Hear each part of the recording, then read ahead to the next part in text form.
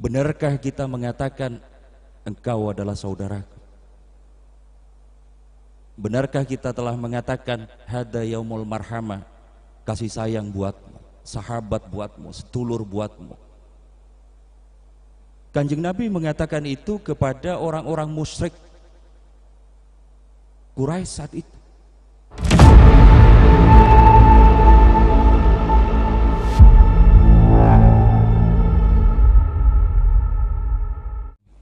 Semoga rahmat dan berkah Allah senantiasa dilimpahkan kepada kita semua, kepada keluarga kita semua, anak cucu kita semua, hajat kita semua, hajat dunia dan akhirat.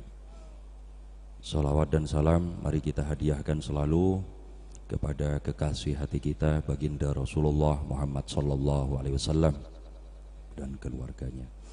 Yang saya hormati Kak Gus Waidi Syafi'i dan yang saya cintai teman-teman sekalian.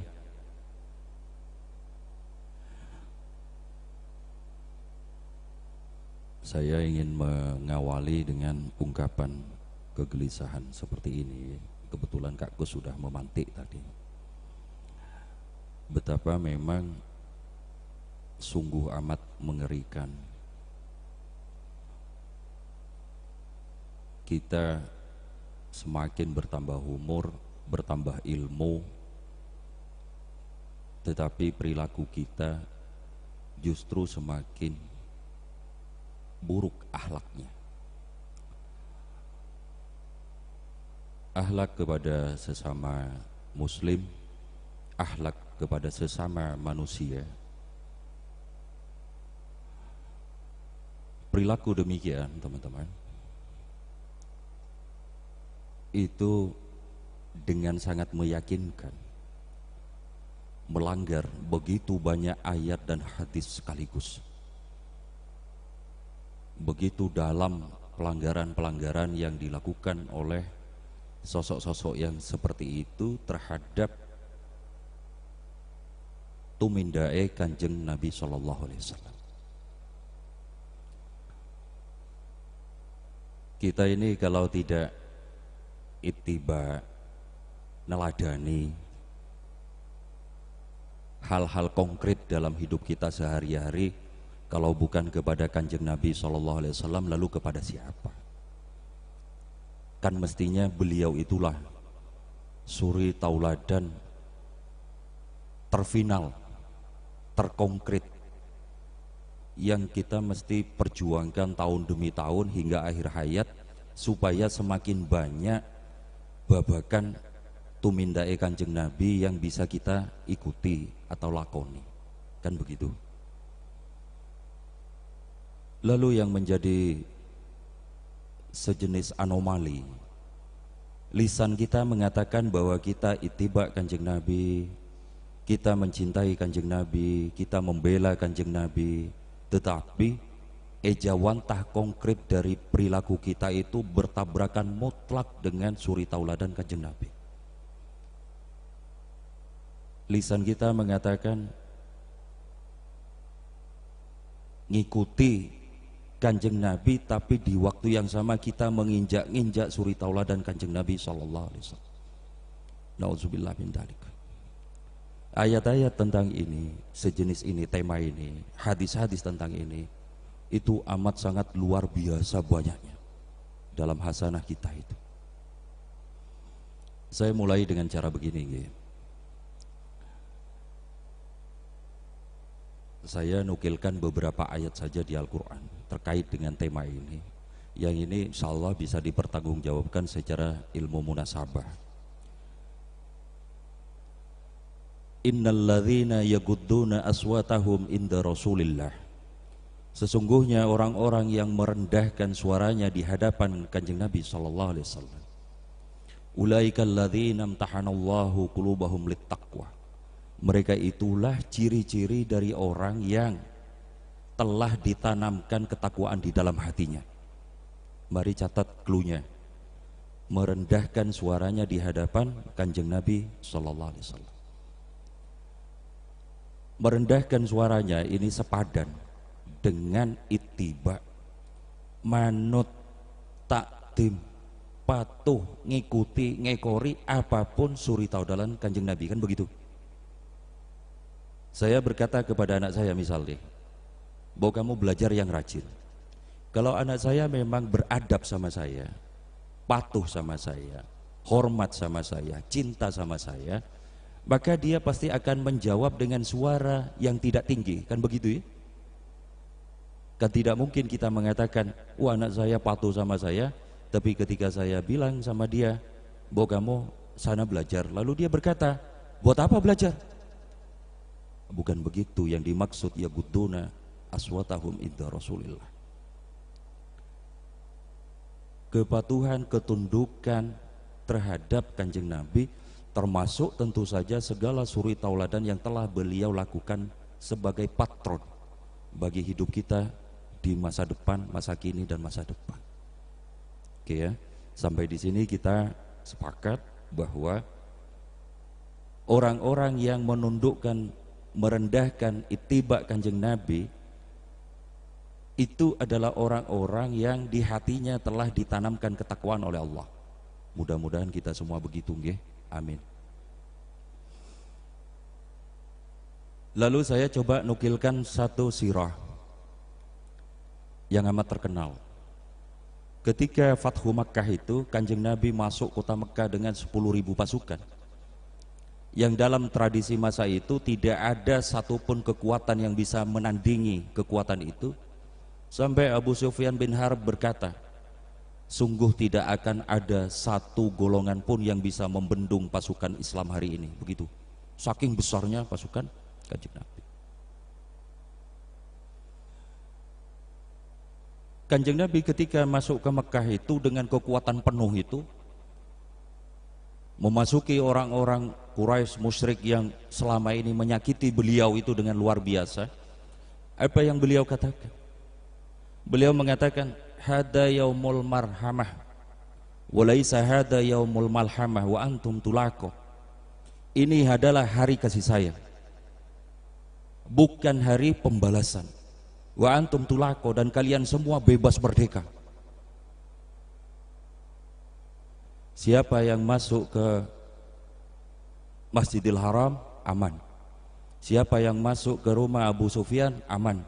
Siapa yang masuk ke rumah masing-masing aman. Kan begitu. Ini sirah yang diakui muttafaq oleh para ahli sirah benar adanya.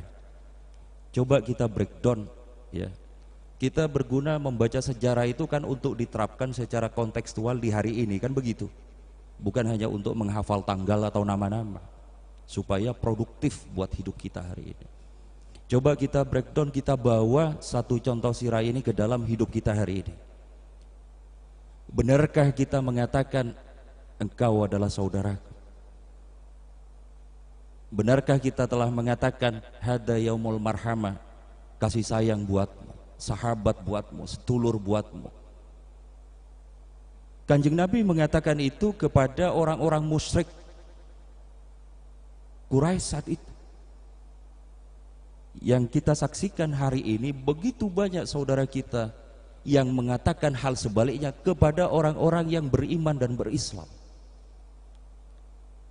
Orang yang berbeda dikafirkan, orang yang berbeda pemahaman di neraka-nerakakan, orang yang berbeda sedikit aja dipersekusi, digeruduk dan sebagainya dan sebagainya. Lalu golongan ini mengatakan, aku cinta kamu wahai Rasulullah. Cinta macam apa yang begitu? Tidak terbukti secara empiris sama sekali. Kan begitu. Ketiga,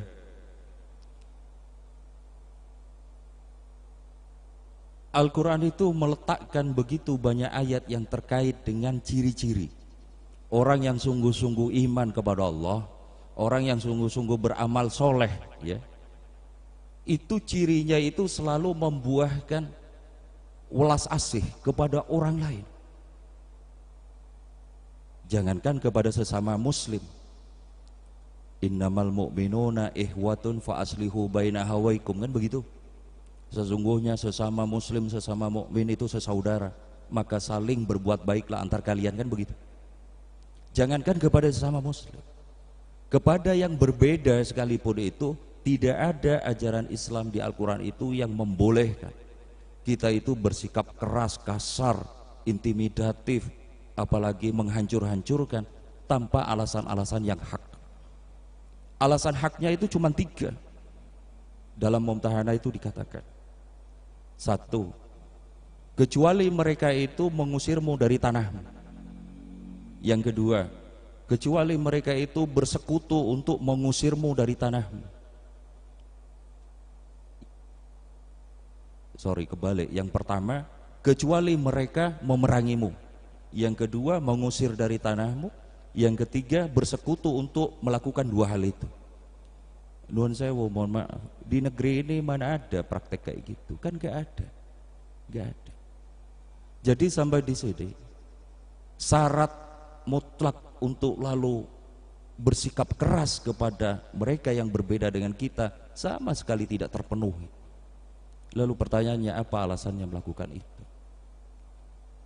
Saya sungguh khawatir dan saya selalu memohon pada Allah ya, semoga saya pribadi, panjenengan semua, seiring dengan bertambahnya ilmu, semakin didudukkan dalam posisi yang welas asih kepada orang lain, bukan sebaliknya. Innalladzina amanu wa amilus solihati sayaj'alu lahumur rahmanu wudda. Sesungguhnya orang-orang yang beriman dan berbuat soleh, maka Allah akan menanamkan, Sang Rahman itu akan menanamkan rasa welas asih di dalam hatinya. Begitu. Wa ibadur rahman alladzina yamshuna 'alal ardi haunan. Hamba Sang Rahman itu adalah orang-orang yang berjalan di muka bumi dengan rendah hati. Enggak ada keterangan satupun yang hambanya Allah itu, orang yang cinta Kanjeng Nabi itu adalah orang yang pertentangan sama orang lain. Itu enggak ada, satu pun enggak ada. Pertanyaannya kan begini, lalu mengapa ada orang yang bertambah ilmu kok semakin keras dan kasar sama orang lain? Saya khawatir dan kita berlindung dari Allah atas perilaku begini ya. Yang berlaku pada orang-orang demikian itu adalah beberapa hadis yang dinukil oleh Imam Ghazali dalam kitabnya Bidayatul Mujtahid itu, Bidayatul Hidayah.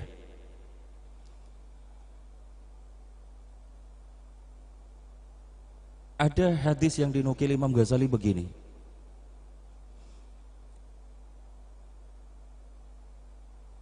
ana min gairi dajjal uhawwifu alaikum minat dajjal.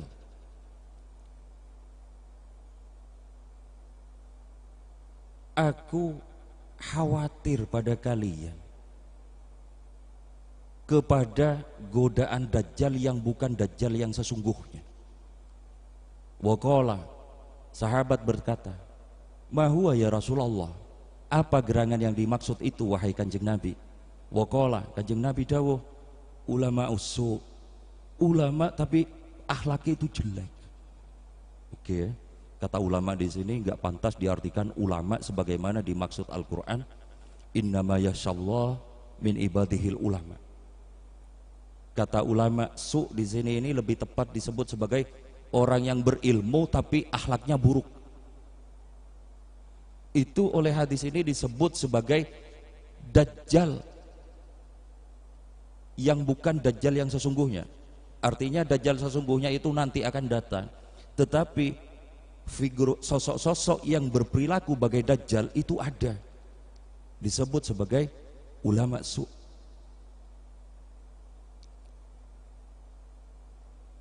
Hadis lain menerangkan begini, manisdada ilman walam yasdad hudan. Siapa yang bertambah ilmunya tapi tidak bertambah mendapatkan petunjuk atau hidayah dari Allah. Apa yang dimaksud petunjuk atau hidayah? Tiada lain, wa ma arsalnaka illa rahmatan lil alamin, kan begitu. Aku hanya mengutus engkau wahai Muhammad sallallahu alaihi wasallam sebagai rahmat bagi alam semesta ini, kan begitu. Siapa yang bertambah ilmunya tetapi tidak bertambah hidayah atau petunjuk baginya, lam yasdad minallahi azza wa jalla illa bu'dan. maka orang ini tidak bertambah dari sisi Allah kecuali jauh dari Allah, bertambah jauh. Nauzubillah min dzalik ya. Ada satu hadis lagi yang disebutkan begini oleh Imam Ghazali. Inna asyadda azaban yaumal qiyamah.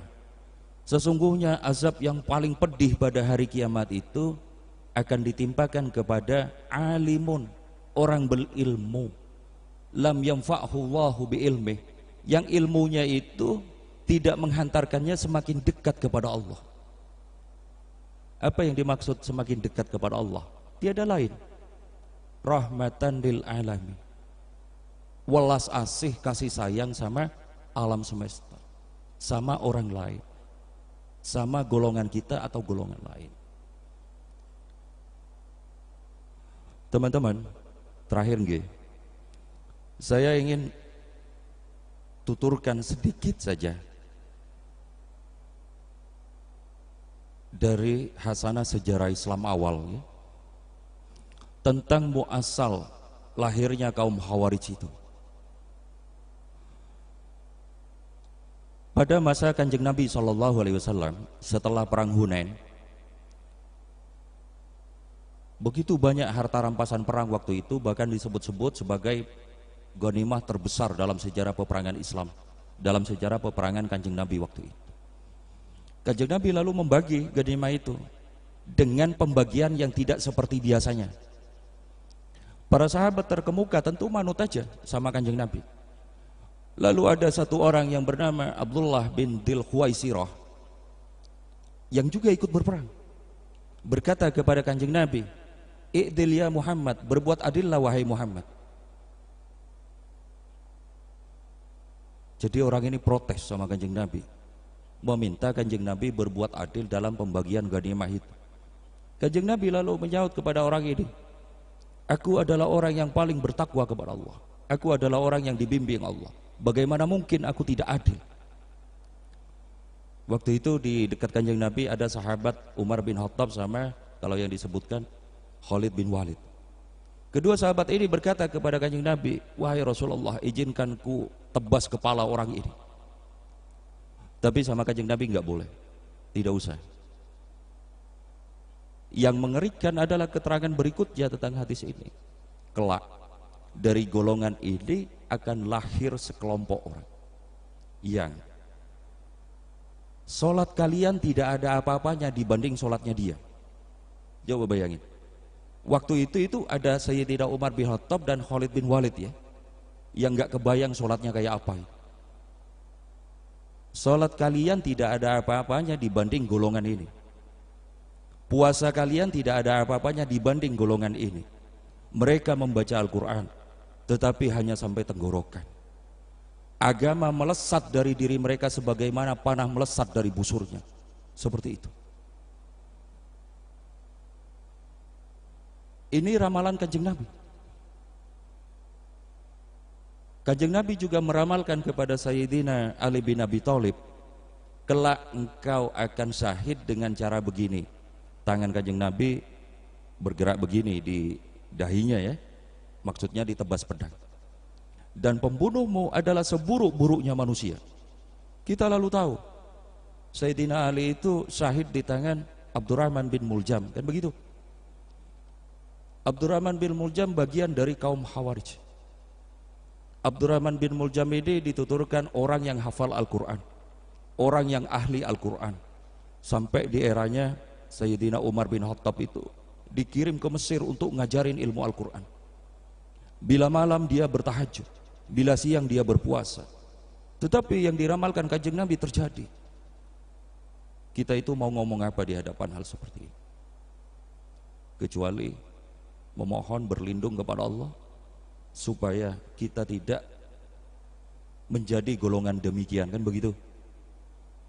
Lalu terjadilah singkatnya perang Siffin. Saking pengennya Sayyidina Ali itu berdamai, mengurangi korban, maka Sayyidina Ali itu menerima permohonan damai dari kubu Muawiyah itu. Maka terjadilah, diambillah tahkim, atau bahasa akademiknya arbitrase, rembukan. Dari kubu Sayyidina Ali diwakili oleh Abu Musa As-Sa'sari. Dari kubu Muawiyah diwakili oleh Amr bin As. Dua-duanya sahabat terkemuka, ada yang 12.000 orang, ada yang 16.000. Mereka mengatakan bahwa Ali dan orang-orang yang terlibat tahkim itu adalah orang-orang kafir. Coba bayangin, Sayyidina Ali divonis kafir oleh golongan ini, dan mereka punya hujjah, argumen, ilmu mereka menukil kepada Al-Maidah,